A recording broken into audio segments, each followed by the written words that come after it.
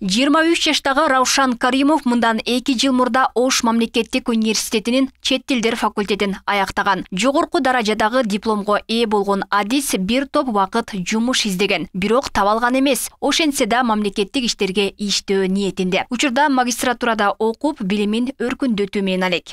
Ошо негизи студенттер университетке окуйм, кесиптин ээси болом деп келет да.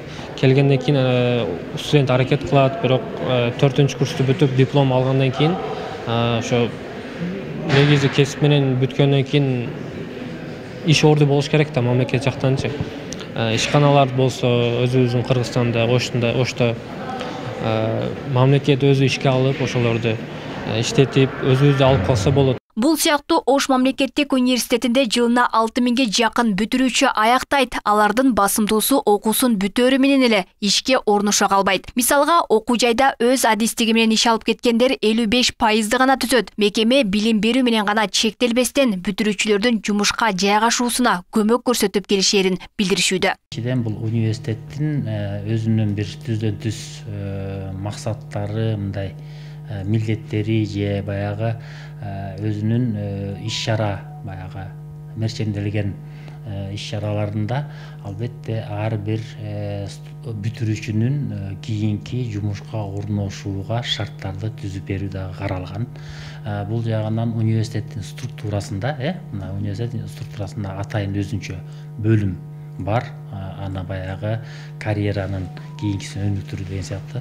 Ал тарабынан негизи ошо бүтүрүүчүлөр менен кайтарым байланыш, ошо бүтүрүүчүлөр менен анализ, бүтүрүүчүлөргө бүтүрүүчүлөрдүн кандай талаптарын эске алуу менен ошолорго жумушка орношуу, биринчи жагынан шарттарды жумушка орношууга мындай салым менен жардам берүү деген сыяктуу иштер алып барылат.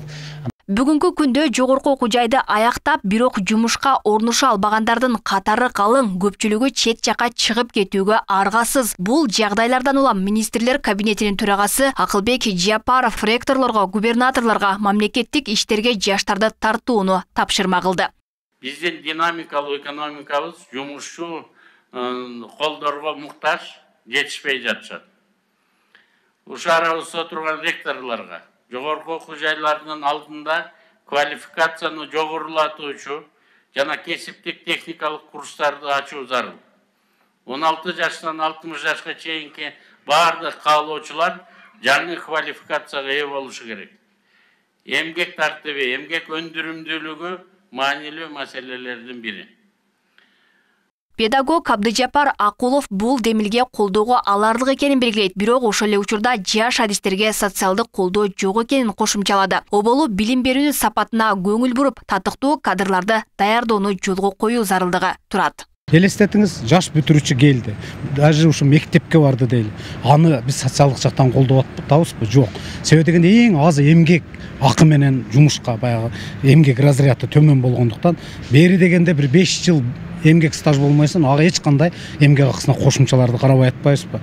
Эгерде ошол жаш кадрларды жок дегенде турак жай маселесин кантип чечип беребиз?